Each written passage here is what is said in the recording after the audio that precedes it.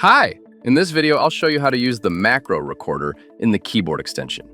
This tool will help you automate tasks involving CRM systems and databases, bulk email or messenger campaigns, website content creation such as creating product listings, trading platforms, and task managers. Today, we'll focus on the latter.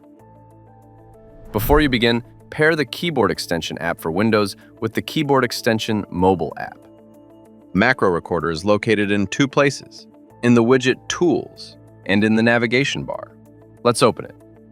Next, open the task spreadsheet and the task manager on your PC. The first task is already filled out, and we'll transfer the rest from the spreadsheet. Then launch Macro Recorder and start recording the sequence of actions. Copy the cell's contents using the Ctrl+C shortcut. Switch to Task Manager and create a new task. Immediately paste its name using the Ctrl+V shortcut. Return to the spreadsheet and move to the next cell using the right arrow key on the keyboard. Copy. Paste the description into Task Manager. Go back to the table, switch to the cell with the deadline, and copy it. Paste it into Task Manager.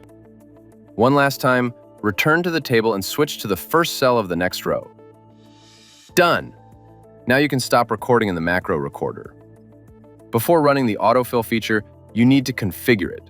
If you want the algorithm to repeat faster than you would do it manually, check the fast box. To repeat the same action, check the loop box and specify how many times to repeat it. In my case, there are 8 tasks left to transfer. Let's run it and enjoy our accelerated process automation.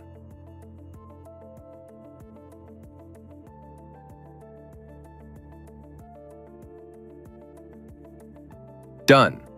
Let's check each task against the table and make sure everything is correct. Macro Recorder handled the task perfectly. In upcoming videos, we'll show you how to assign a data entry macro to a button tap and how repetitive data entry patterns can be captured and replayed automatically on demand.